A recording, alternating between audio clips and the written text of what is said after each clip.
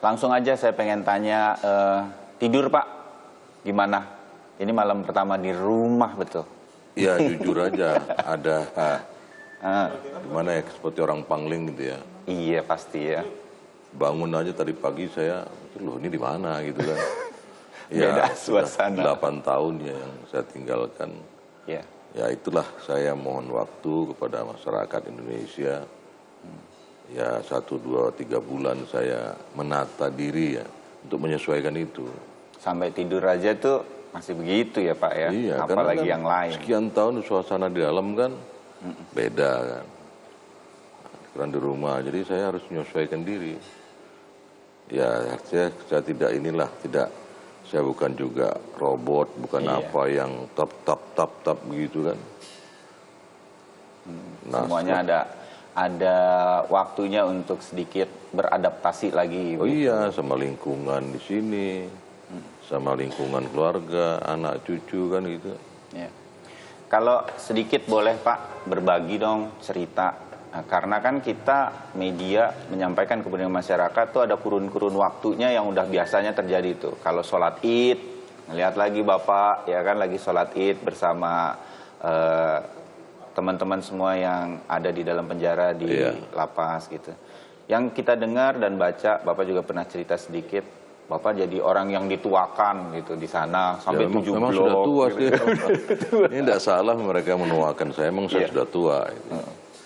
Nah, kebetulan. Tapi itu benar ya, Bapak dianggap apa ya? Iya, setelah saya masuk di sana itu, kan ada penataan. Sambil ngopi Mas Bayu. Ya, maaf Pak, saya pengen ada ngopi. penataan, kan pembinaan. Jadi kan lembaga masyarakat itu artinya kalimat, kata, nomenklatur yang diberikan pengganti penjara. Iya. Jadi Indonesia tidak ada lagi penjara. Ini, lembaga pemasyarakatan. LP atau lembaga pemasyarakatan itu yang atau singkat lapas.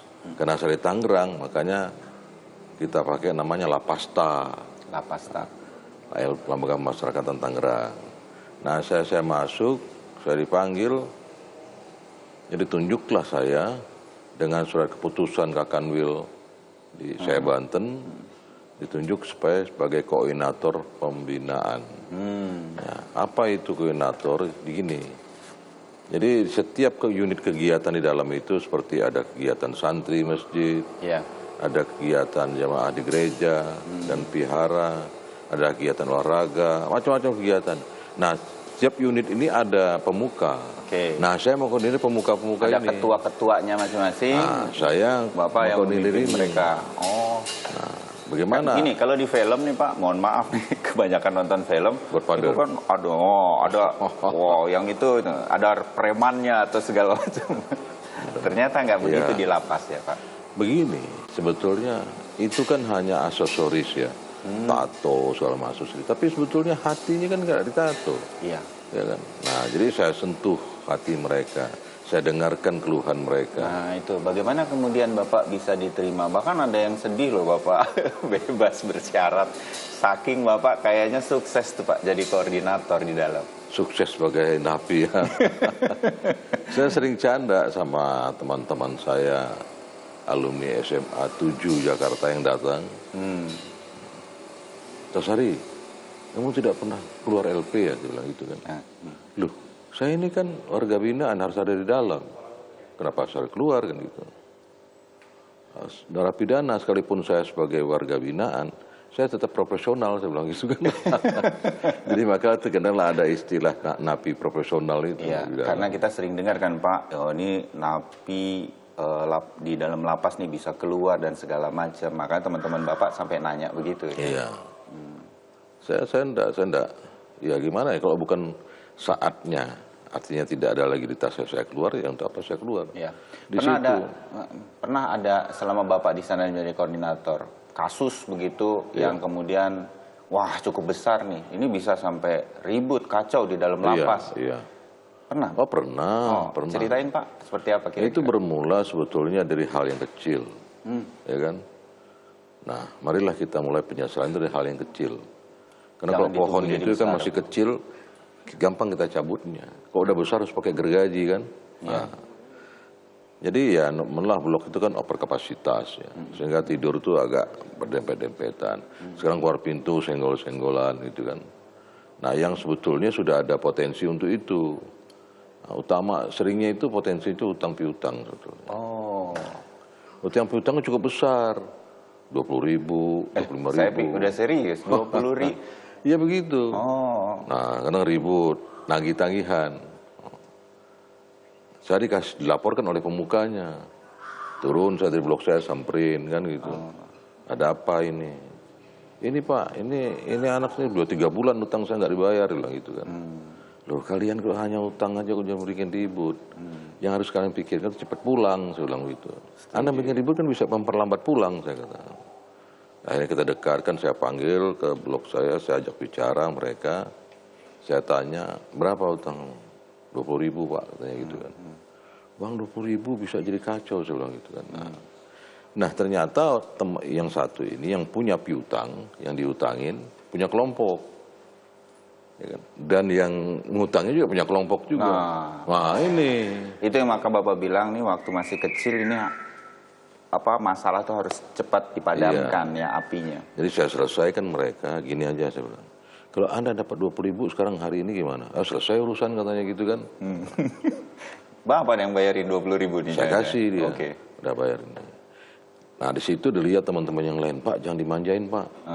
Itu dikasih nanti mereka bikin masalah terus kan gitu. Bikin masalah dan berharap utangnya dibayarin Bapak terus kan. Saya bilang bagi saya tidak masalah. Yang penting bagi saya adalah di lapas Tangerang ini harus kondusif.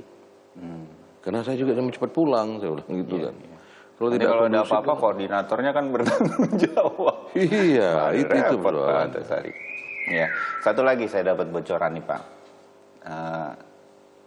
Teman-teman di lapas bilang temboknya lapas di Tangerang itu jadi berwarna-warni gara-gara Pak Antasari juga kabarnya.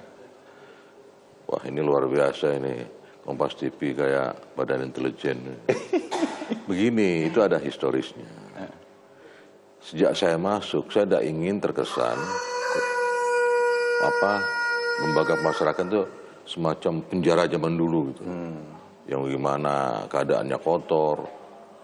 Saya lihat tuh temboknya lumut-lumutan gitu kan, dia kesannya kan kayak serem. Pak, serem dua kan? kali saya pernah meliput tuh kan seperti itu kira-kira. Serem kan?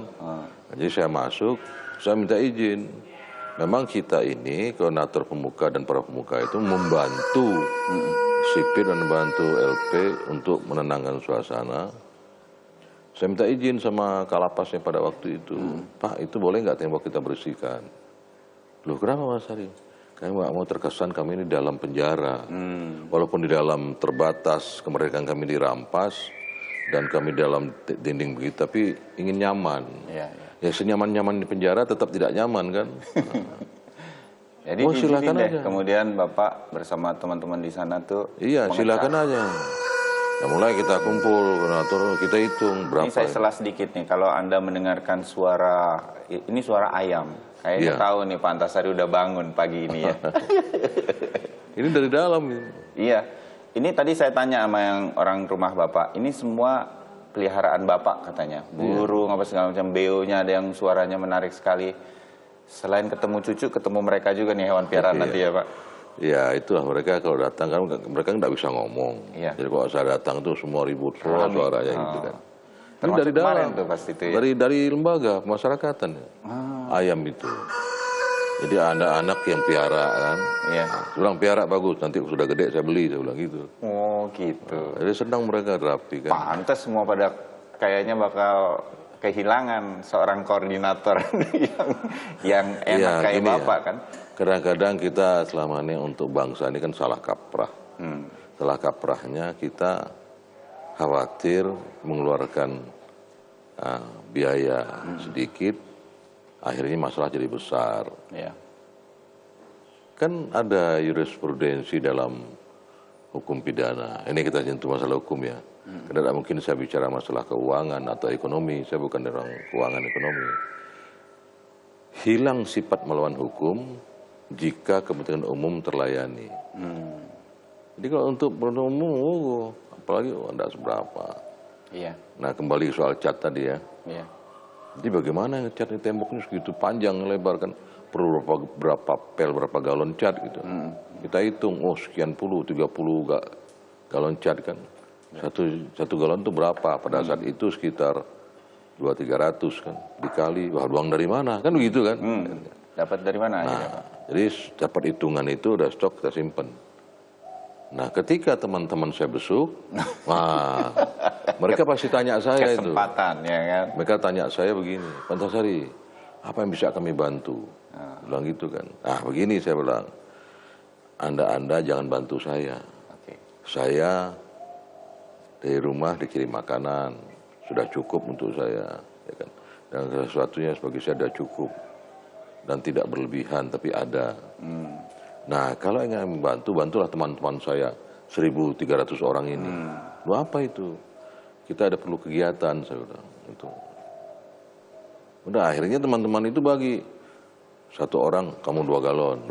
Wah mereka bawa ke LP kan. Bawa ke LP, udah langsung kita kerjain sama teman-teman itu. Saya hanya ngawasi. Nah, mereka kan semuanya ahli-ahli. Yang masuk di LP itu ada tukang bangunan, ya kan? Ada tukang ojek dan lain-lain. Jadi mereka ngecat sudah ahli. Terjadilah cat itu warna-warni. Itu ceritanya ya, bukan main. Nah, habis ini kita harus jeda dulu, Pak. Ya. Habis jeda, saya mau tanya,